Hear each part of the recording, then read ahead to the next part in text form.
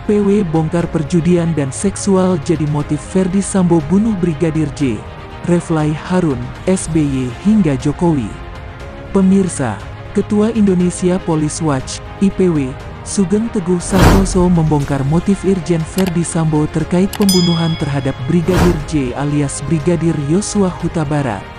Menurut Ketua IPW Sugeng Teguh Santoso, setidaknya ada 5 motif yang mendorong Ferdi Sambo membunuh Brigadir J Yosua Huta Barat di rumah dinasnya yang berlokasi di Komplek Polri, Duren 3, Jakarta Selatan.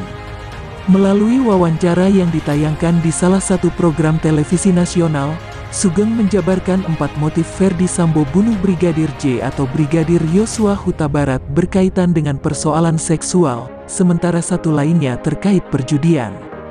Bahkan, Sugeng juga menyebutkan bahwa kasus pembunuhan Brigadir J berhubungan dengan praktek perlindungan perjudian dan peredaran narkoba oleh oknum di kepolisian. Namun, Sugeng enggan membeberkan detail persoalan seksual tersebut lantaran dianggapnya sebagai aib. Menurut ahli hukum tata negara Reflay Harun menilai motif Ferdi Sambo semakin eksplisit dan jauh dari dugaan pelecehan seksual yang dituduhkan kepada Brigadir J alias Brigadir Yosua. Tapi apakah seksual itu adalah pelecehan? Nanti kita lihat lebih lanjut, kata Reflay Harun. Reflay Harun mempertanyakan apakah motif seksual tersebut penting diungkapkan ke publik.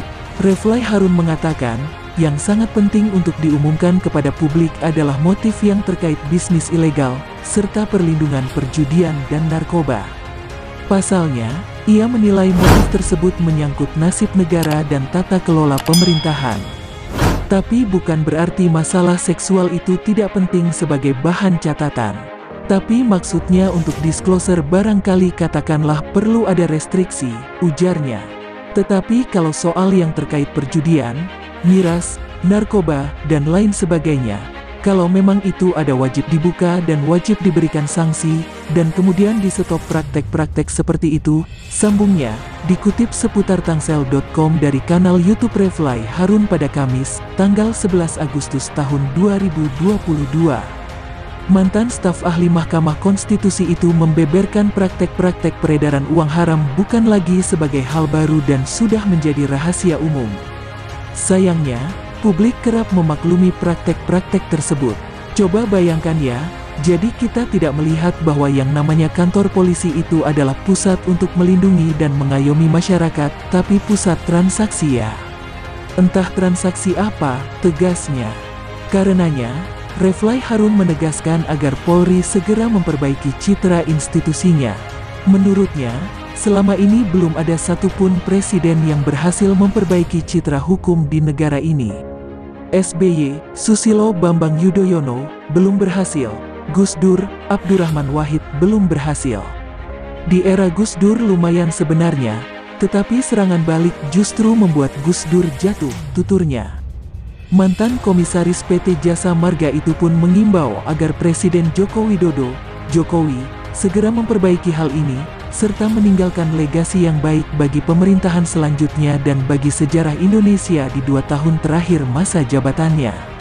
Hal tersebut bisa dilakukan dengan membuka kasus-kasus yang selama ini belum terungkap.